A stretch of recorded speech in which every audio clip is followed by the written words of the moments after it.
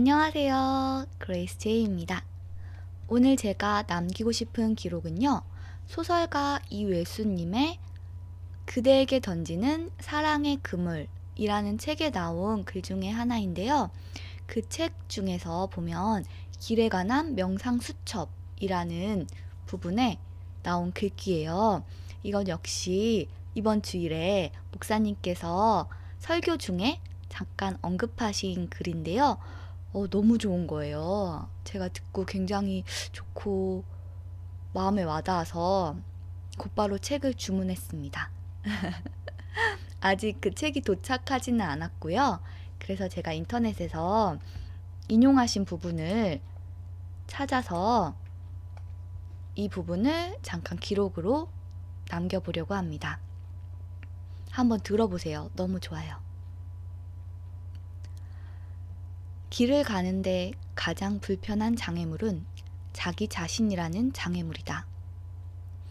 험난한 길을 선택한 인간은 길을 가면서 자신의 욕망을 버리는 일에 즐거움을 느끼고, 평탄한 길을 선택한 인간은 길을 가면서 자신의 욕망을 채우는 일에 즐거움을 느낀다.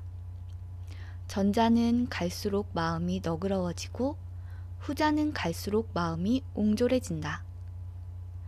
지혜로운 자의 길은 마음 안에 있고 어리석은 자의 길은 마음 밖에 있다. 아무리 길이 많아도 종착지는 하나다. 어떠세요? 저는 정말 좋았거든요. 특히 이 부분이요.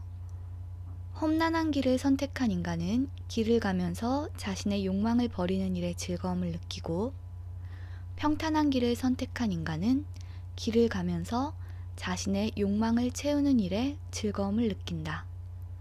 전자는 갈수록 마음이 너그러워지고 후자는 갈수록 마음이 옹졸해진다.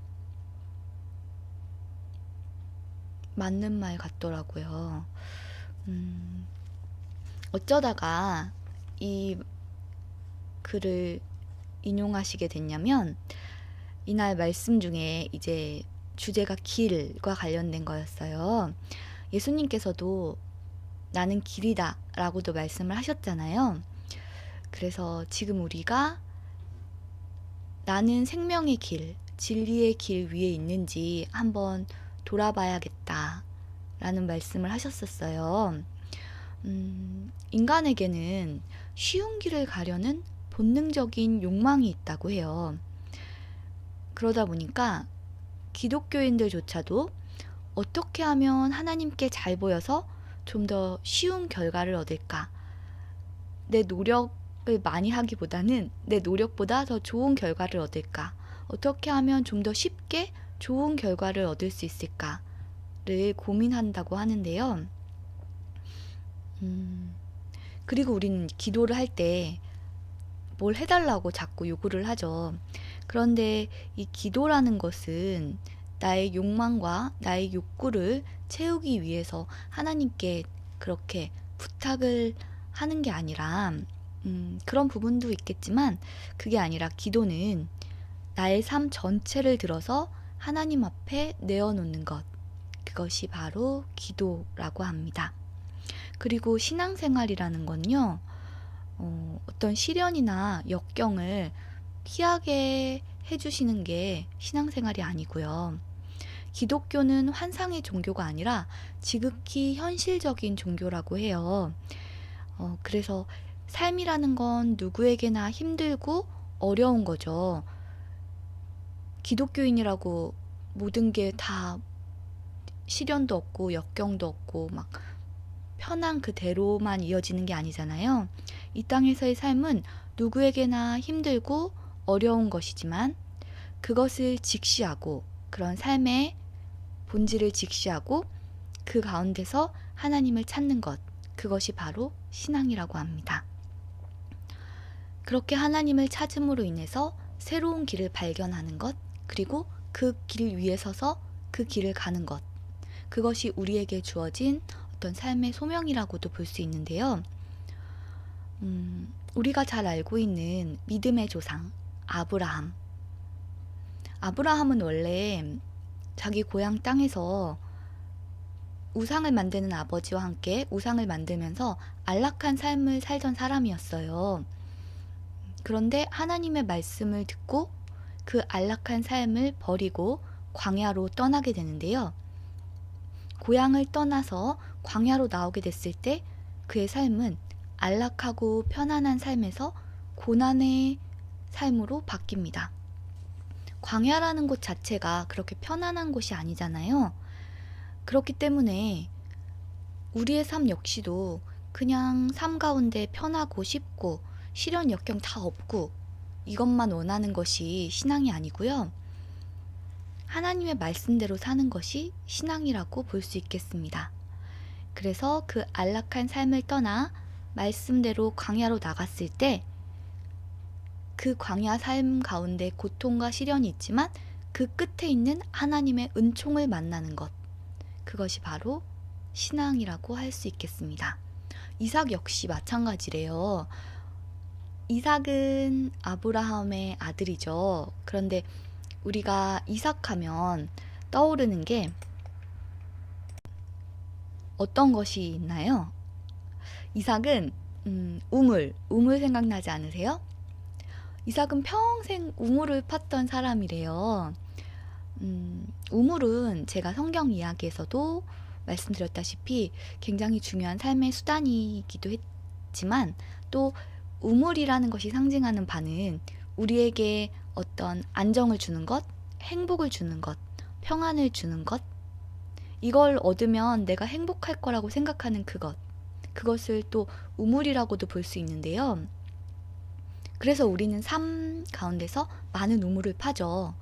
대입이라는 우물을 파고 취업이라는 우물을 파고요. 또 결혼이라는 우물도 파고 여러 가지 우물들을 파는데 그 우물이 정말 우리에게 참된 행복을 가져다 주었나요? 이삭의 경우를 보면 우물을 파면 자꾸 뺏겨요. 창세기에 보면 창세기 26장에 쭉 그 내용들이 나오는데 그 아버지 아브라함 때 판 우물도 블레셋 사람들이 그를 시기하여 흙으로 다 메우고 다 막아버리고 또 이삭이 우물을 파면은 그것을 뺏기고 또 시기와 분쟁이 일어나고 우물을 파면 뺏기고 우물을 파면 뺏기고 우물을 파면 뺏기고 그 일들의 연속이에요. 그러다가 만난 것이 하나님의 은총인데 그것이 바로 르호봇으로 나타납니다. 창세기 26장 22절에 보면 이삭이 거기서 옮겨 다른 우물을 팠더니 그들이 다투지 아니하였으므로 그 이름을 르호봇이라 하여 이르되 이제는 여호와께서 우리를 위하여 넓게 하셨으니 이 땅에서 우리가 번성하리로다 하였더라 라고 나와 있어요. 그러니까 이삭 역시도 그렇게 평생 우물을 파다가 결국에는 하나님의 은총을 만난 그런 믿음의 조상이라고 볼 수 있는데요.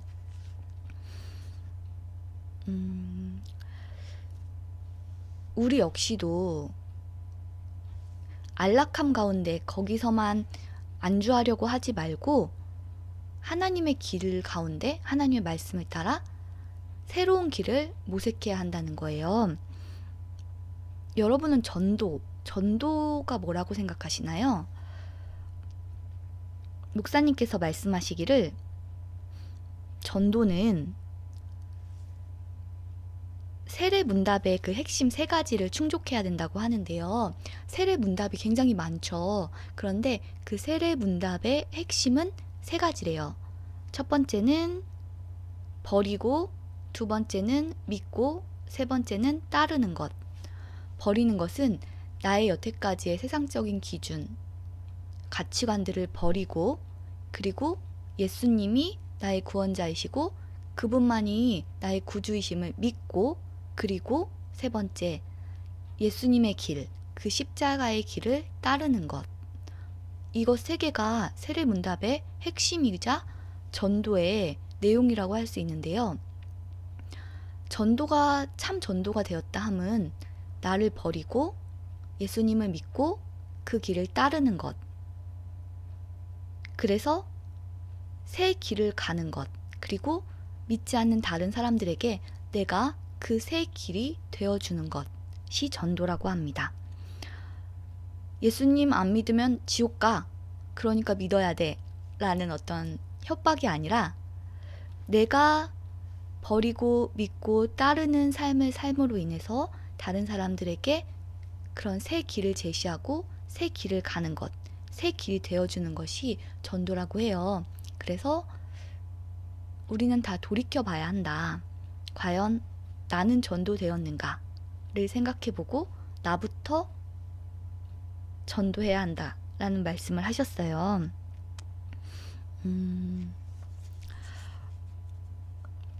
예수님께서도